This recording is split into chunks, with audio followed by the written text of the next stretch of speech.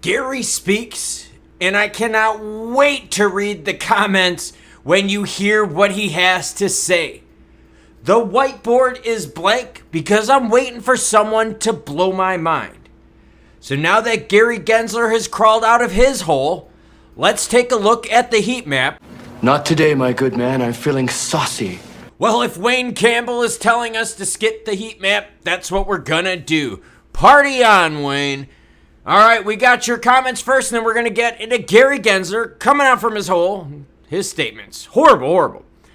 SMD FTB. Suck my dong, the banks.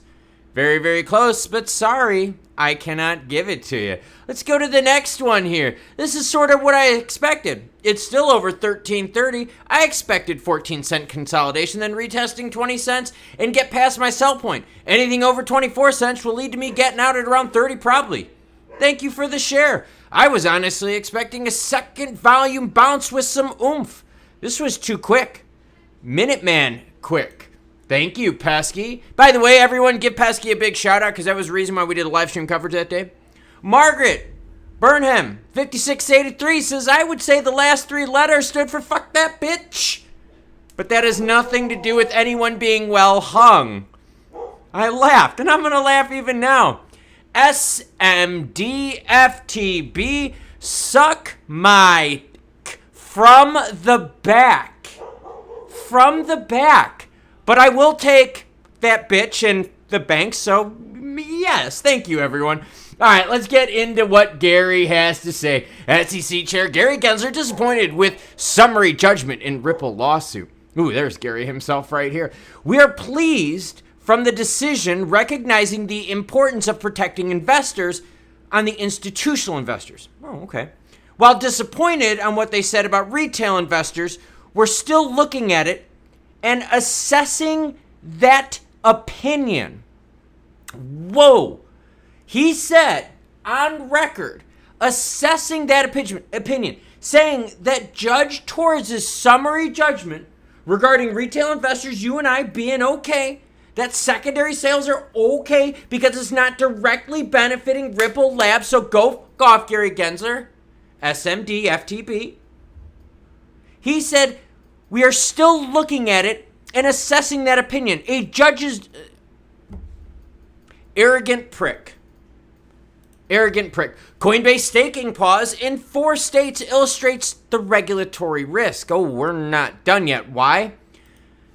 Gary Gensler is on the federal level, okay? And for those of you that are in the United States, this may be a recap unless your public schooling system sucked and you just kind of missed out on the whole social studies things. If you're from outside the United States, interesting insight. We have our federal laws here, which are like this big umbrella that govern the United States. We then have states' laws that fall within that, and then you get county, city, blah, blah, blah. Okay. How this works is your federal laws here, right? That's where Gary Gensler and the SEC operate, in that federal umbrella. You now have states, individual states saying, staking action, unregistered securities, no.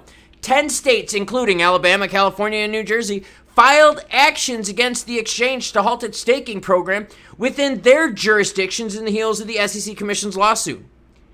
So you still have states going after. So yes, I see the victories on the federal level. And like I said, of retail investors, but now Gary Gensler, opinion. Oh, God, that's so frustrating. But what about states? What about those of you that live in New York? New York is not crypto-friendly at all. Moving on to Twitter, and as always, any article you see in this video or any of my other videos will be linked in the description below, including my Twitter information. This is from Cryptic Poet.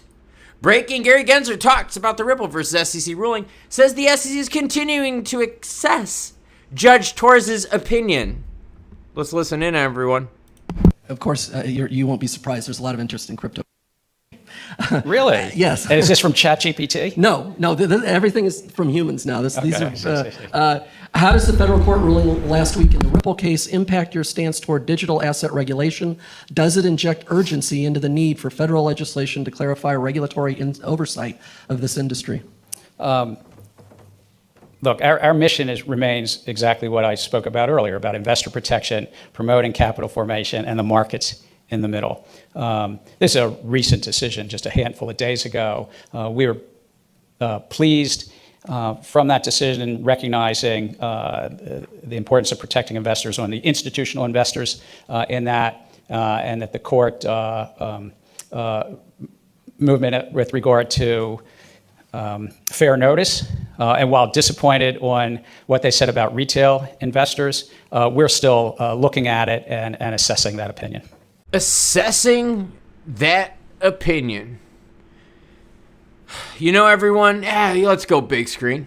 Very smug. And it wasn't just the words that he said, because he could have chosen better things. He could have said something like, you know what, we're upset with the recent ruling, not her recent opinion. There was better word choices to be made.